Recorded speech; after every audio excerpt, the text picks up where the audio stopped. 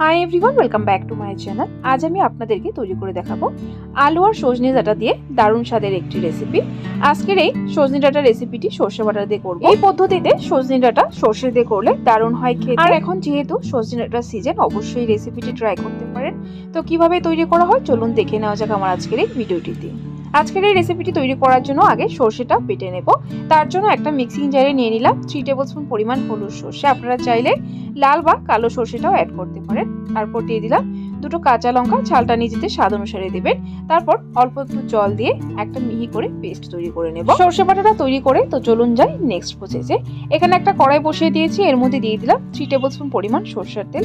রান্নাটা অবশ্যই সরষের তেল দিয়ে করবেন। এই রান্নাটা সরষের তেল দিয়ে করলেই বেশি খেতে ভালো হয়। তেলটা ভালো করে গরম হয়ে গেলে এর মধ্যে আগে আলুগুলো ফ্রাই করে নেব। আলুগুলোকে এভাবে লম্বা করে কেটে নিয়েছি। আলুগুলো দিয়ে দিয়েছি সামান্য নুন আর হলুদ দিয়ে আলুগুলোকে সুন্দর লালচে করে ভেজে নেব। আলুগুলো অবশ্যই হাই ফ্লেমে ফ্রাই করলেই হবে।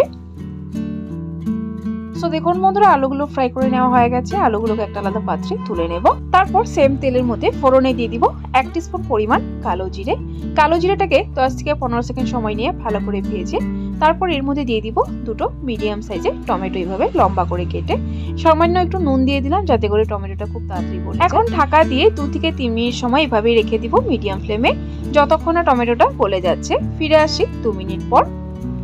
সো বন্ধুরা, 2 মিনিট হয়ে গেছে। 2 মিনিট পর ঢাকনাটা তুলে দিচ্ছি। দেখুন টমেটো কিন্তু বেশ ভালো করে গলে গেছে। এখন এর মধ্যে দিব কিছু গুঁড়ো মশলা। এখানে দিয়ে দিলাম 1/2 টিস্পুন পরিমাণ জিরে গুঁড়ো, 1/2 টিস্পুন পরিমাণ ধনে গুঁড়ো আর দিয়ে দিলাম 1/2 টিস্পুন পরিমাণ লাল লঙ্কা গুঁড়ো।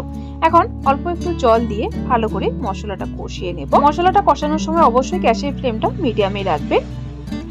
সো বন্ধুরা, মশলাটা খুব ভালো করে কষানো হয়ে গেছে। এখন এর মধ্যে অ্যাড করে দিব বেটে রাখা সর্ষেটা দিয়ে দিয়েছি। একটু মিক্সিং জারটা ধুয়ে জল দিয়ে দিলাম।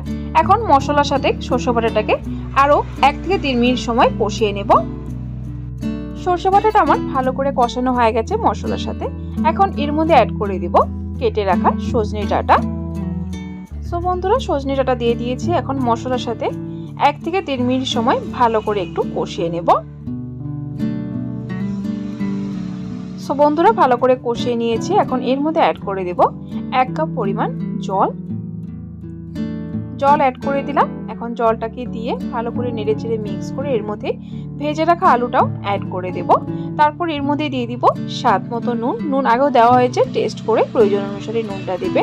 নুনটাকে দিয়ে ভালো করে নেড়েচেড়ে মিক্স করে তারপর ঢাকা দিয়ে কুক করব যতক্ষণ না সজনে ডাঁটার আলুটা ভালো করে গলে যাচ্ছে। ততক্ষণ অবধি মিডিয়াম ফ্লেমে কুক করব। সো বন্ধুরা, প্রায় 10 মিনিট হয়ে গেছে। 10 মিনিট পর ঢাকনাটা তুলে দিচ্ছি। দেখুন সজনে ডাঁটা কিন্তু খুব ভালো করে গলে গেছে এবং আলুও ভালো করে গলে গেছে। আমি একবার আপনাদেরকে দেখিয়ে দিচ্ছি। দেখুন আলুটাও কিন্তু সুন্দর গলে গেছে। এদিকে দেখুন সজনেটাও খুব ভালো করে গলে গেছে। আমার রেসিপিটি কিন্তু তৈরি হয়ে গেছে। আলাদা পাত্রে সার্ভ করে নেব। এই সজনে ডাঁটার রেসিপিটি গরম গরম ভাতের সাথে খেতে কিন্তু দুর্দান্ত লাগে। অবশ্যই একবার এইভাবে ট্রাই করেন যদি না খেয়ে থাকেন।